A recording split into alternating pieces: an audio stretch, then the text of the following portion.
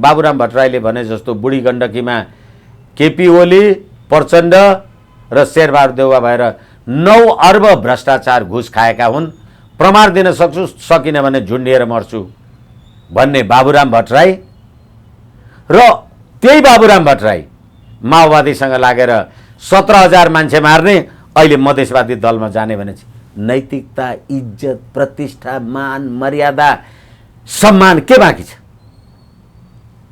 अनि त्यसमाथि पनि कम्युनिस्ट युद्ध भट्काउने जस्तो दुईटा कुरा खतरनाक कुरा ऊ पहिले बोलिसकेका छ। 2 पटक अमेरिकाको वक्तव्य आयो, नेपालमा आइएसआईको आक्रमणको खतरा छ भनेर अमेरिका 2 पटक बोल्यो। किन बोल्यो भन्छ भने उसले सब त्यो तयारी गरिसकेका छ हैन। आइएसआईको नाममा आफ्नै चाहिँ आपराधिक ग्याङहरूबाट यहाँ चाहिँ बम विस्फोट गराउने, मान्छे मार्न लगाउने, अनि एउटा चाहिँ गृहयुद्ध र चाहिँ ठुलो द्वन्द्वको अवस्था सृजना गरिकन नेपाललाई असफल राज्य घोषित गर्ने र सुरक्षा परिषदलाई हतियार बनाएर नेपालभित्र बहुराष्ट्रिय सेना ल्याउने, ऊ त्यो खेलमा जान सक्ने आफै झाँक्री बन्न खोजेको एकदम एमसिसी सरलकै पास भयो भने उसको पहिलो प्राथमिकता के हो? किन अमेरिकाको सरकारै बन्ने भयो, नेपालले केही गर्न नसक्ने भयो हैन। अब उसको अमेरिकी कानुन पनि नेपाल चाहिँ बेच्यो भने त अब यहाँ यसो गरी यहाँ नगर भनेर त यहाँ कसैले भन्न पाउँदैन। अहिलेसम्म एमसिसी पारित नहुनु कुन शक्तिले रोकेको जस्तो लाग्छ तपाईँलाई? होइन, यस्तो हो, एउटा चाहिँ नेपाली जनमत हो। सुन्नुहोस् है, जस्तो हामीले यसको भण्डाफोड, यसका आपराधिक, जस्तो अमेरिकन राजदूत पनि त चाहिँ समुद्रमा लेख्या झुट्टा कुरा आखिर चाहिँ यो होइन भन्न त बाध्यता भयो, यो हामीले पुर्याएको हो हैन। यसका नाली बेली, यसका डिजाइन, यसका रणनीति, यसका योजना, सारा चिजहरू हामीले बाहिर ल्यायौँ। पछि छिमेकको संसारको उदीयमान शक्ति राष्ट्रको रूपमा भारत अहिले जुन हिन्दुत्व बहुल अथवा हिन्दुत्वको प्रखर पक्षपोषक बीजेपीको सरकार भएपछि अहिले चौथाइवाला रक्षाबन्धन डोरी बाँध्न बालुवाटार आउँदाखेरि अनि नेपालको हिन्दू राष्ट्रको पक्षमा छिमेकी शक्ति छ भन्ने कुरा प्रष्ट भएन। त्यसो भए उनी धार्मिक मुद्दा लिएर कुनै न कुनै रूपमा एउटा मेसेज दिन खोज्दैछन्, त्यही हो? उनले रक्षाबन्धन गर्नका लागि अथवा रक्षाबन्धन जे गरे, धर्मनिरपेक्ष देशको प्रधानमन्त्री निवास बालुवाटारमा विदेशबाट तपाईको व्यक्तिगत धर्म होला, तपाईँ हिन्दू मान्नु होला, बुद्ध मान्नु होला, किराँत अथवा जे हुनु होला, तपाईँ मुसलमान, क्रिस्चियन जे हुनु होला, तर तपाईँ प्रधानमन्त्री भएपछि बालुवाटार निवास त हिन्दूहरूको मात्रै होइन नि, क्रिस्चियनको पनि हो, मुस्लिमको पनि हो, बुद्धिस्टको पनि हो। तर प्रधानमन्त्री निवासबाट हिन्दू राष्ट्रको सन्देश जाने रक्षाबन्धन हुनुले यसले लहरै मात्रै भन्छ र यो के साँच्चै विजय चौथाइवालाको आर्जु देउवा अथवा आर्जु राणा साख्य दिदीबहिनी हुन् त? छोरी भान्जी अथवा भान्जा भान्जी हुन् त? रक्षाबन्धन त दिदीबहिनीले मान्नुहुन्छ अथवा पण्डितजीले मान्नुहुन्छ। यसकारणले गर्दाखेरि तपाईले आर्जु देउवालाई बहिनी मानेर अथवा दिदी मानेर तपाईले रक्षाबन्धन लिनुभयो, राखी बान्नुभयो भने त्यो हिन्दू राष्ट्रको कुरा हो। त्यसो भए छिमेकीले हामीलाई जस्तो बनाउँछ हामी त्यतैतिर ढल्किने हो, छिमेकीले जस्तो आफ्नो आस्था राख्छ हामी त्यतैतिर नै जाने अवस्था देखिएको हो? एकछिन भारतको प्रभाव नेपालमा हिन्दू राष्ट्र आउने सङ्केत हो भन्नुभयो नि तपाईले? होइन, हामी हिन्दू राष्ट्र छँदैछौँ।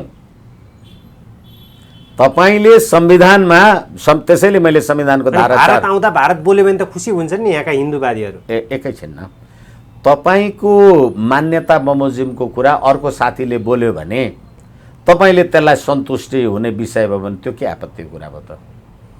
तर प्रश्न के हो भने हैन, आन्तरिक बहस, आन्तरिक विचार छलफल गरेर जनताहरूबाट नै नेपालमा हिन्दू राष्ट्र घोषणा गर्नु ठिक कि अरूले ल्याइदिला र नेपालमा हिन्दू राष्ट्र घोषणा होला? एकछिन मैले तपाईलाई भनिसकेँ, मैले संविधानको धारा 26 भनेर तपाईलाई धर्म परिवर्तन गर्न पाइँदैन, सबैलाई आफ्नो धर्म मान्ने हक हुनेछ भनेपछि त्यसले के धर्मनिरपेक्ष भन्यो? भनेन। फेरि यही संविधानको धारा 274 जहाँ संविधान संशोधनको विषय छ, संविधानको धारा 4 मा तपाईले संघीय लोकतान्त्रिक धर्मनिरपेक्ष गणतन्त्र लेख्नुभयो।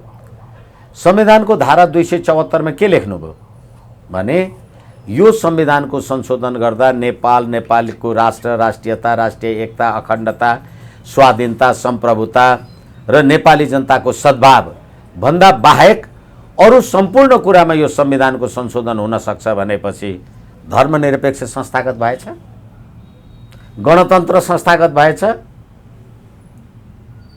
संघीयता संस्थागत भएछ। यसकारणले गर्दाखेरि नेपाली जनताको अभिमत भयो भने जहिले पनि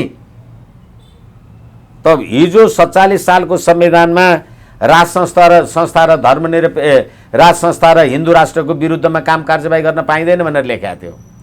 तर कागजमा लेखेर त नहुने रहेछ नि, जनताले आन्दोलन गर्यो भने त गयो। यसै कारणले गर्दाखेरि भोलि नेपाली जनता 94% ओमकार परिवारको कुरालाई, त्यो कुरालाई सम्बोधन गर्ने काम छिमेकी मित्रहरूबाट भयो भने त्यसलाई होइन यो हिन्दू अथवा एकछिनलाई मान्नुहोस् म हिन्दू राष्ट्रमा विश्वास गर्छु, हिन्दू धर्ममा विश्वास गर्छु, तर के भनेदेखि पारिबाट आएको मान्छेले तँलाई हिन्दू बनाइदियो भन्ने त भएन नि। यसै कारणले गर्दाखेरि अघि पनि मैले तपाईलाई भने दक्षिणको छिमेकीसँगको बस उठ, रहन सहन, आउ जाउ, खानपिन, गतिविधि, वातावरण जे जति काम कार्यवाहीहरू होलान् ती काम कार्यवाहीहरू र हाम्रो नेपालको मौलिक परम्परा, संस्कृति, सभ्यतासँग मेल खान्छ भने के लापै खेल्नुपर्छ र? त्यसकारणले गर्दाखेरि अहिले धर्मनिरपेक्ष भन्ने संविधानको जुन कुरा लेखियो त्यो लेखियो भनेको कुरा चाहिँ पाखण्डपूर्ण हो। कसरी पाखण्ड हो भने अब अहिले एकछिनलाई मान्नुहोस्, त्यसो भए ठ्याक्कै तपाईँले भने चाहिँ भारतले ग्रिन सिग्नल दियो भने यहाँ जनताहरू उठ्छन्। यहाँका जनता उठेकै छन्, तर शक्तिको लागि के हो भने अहिले राज्य सत्तामा बसेका मान्छेहरूले जे धर्मनिरपेक्ष भनेका रहेछन् त्यो पाखण्ड रहेछ भन्ने कुरा प्रमाण भयो। र अर्को कुरा, म हिन्दू होला, तपाईँ क्रिस्चियन हुनुहोला, ऊ मुसलमान होला, तर होली वाइन खानका लागि हकजहानले विधवाले ल्याएको शुक्र किट मिसिएको होली वाइनवाला धेरै चर्चा भयो। होली वाइन पनि त धर्म सापेक्ष हो नि, क्रिस्चियनिटी होला, धर्मनिरपेक्ष त होइन नि भन्ने धर्मनिरपेक्षता कहाँ छ त? तर संविधानमा तपाईँले एक ठाउँ जे लेख्नुभयो त्यसलाई अर्को ठाउँमा होइन भन्नुभयो। यसैले गर्दाखेरि हिन्दू राष्ट्रको पहिचानलाई बल पुग्न सक्ने काम भारतको जनता पार्टीले गरोस् कि अथवा अमेरिकाबाट जो बाइडेनले नि, उनीहरूले पनि त धर्म सापेक्षको रूपमा बाइबल पढेर शपथ ग्रहण गर्छन् नि। यसको मतलब अमेरिका त धर्मनिरपेक्ष राष्ट्र हो अनि राष्ट्रपतिले बाइबल पढ्दा के भयो त्यो देश? त्यसैले धर्म बिनाको राज्य राष्ट्र हुँदैन भन्ने कुरा पनि हो के। अब ठ्याक्कै यो सँगसँगै अहिलेको अवस्थामा नेपालको आन्तरिक राजनीति फुट र टुटको अवस्था त्यो सङ्घारबाट गुज्रिरहेको छ। अहिले नेकपा एमालेको अवस्था हेर्दा पनि फुटेको, त्यो फुटबाट ग्रसित भएको छ। अहिलेको अवस्थामा माधव कुमार नेपालको पोजिसन, उहाँ जसरी निर्वाचन आयोगमा धाइरहनु भएको छ, यसले के सङ्केत गर्छ? ओली र नेपालको विवादले कस्तो मोड ल्याउँछ भोलिको दिनमा आन्तरिक राजनीतिमा? यसले नेपालका कम्युनिस्टहरूको पाखण्डपन, जो आफूलाई सर्वहाराको अधिनायकवादी हुँ भन्छन् सिद्धान्ततः, जसले संसद भनेको खसीको टाउको देखाएर कुकुरको मासु बेच्ने, कुकुरको मासु खाने थलो हो भन्छन्, ती कम्युनिस्टहरू संसदीय प्रजातन्त्रमा निर्वाचनमा मतदान अथवा सम्मिलित हुने र दल खोलेर बसेका छन् भनेपछि यिनीहरूको जे चरित्र र यिनीहरूले आफूलाई जे भन्छन् यो पाखण्डपूर्ण हो कि होइन? अब एकछिनलाई मान्नुहोस्, उनीहरूले संसदीय प्रजातन्त्र, बहुलवादमा आधारित, बहुल विचारमा आधारित राज्य व्यवस्था मानेर आए रे। भोलि साँच्चै केपी ओली, माधव नेपाल प्रचण्ड यिनीहरूले भनेकै जस्तो सर्वहाराको अधिनायकवादवाला सिद्धान्त हुने हो भने त्यहाँ बहुल विचारवाला अरू मान्छेको जीवन जिउने हक हुन्छ? मलाई लाग्छ हुँदैन।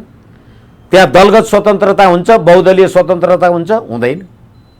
त्यसैले गर्दाखेरि नेपालका कम्युनिस्टहरू पाखण्डी हुन् र यिनीहरू पाखण्डपूर्ण व्यवहार गर्छन्, कहिले मिल्छन् र कहिले टुट्छन्।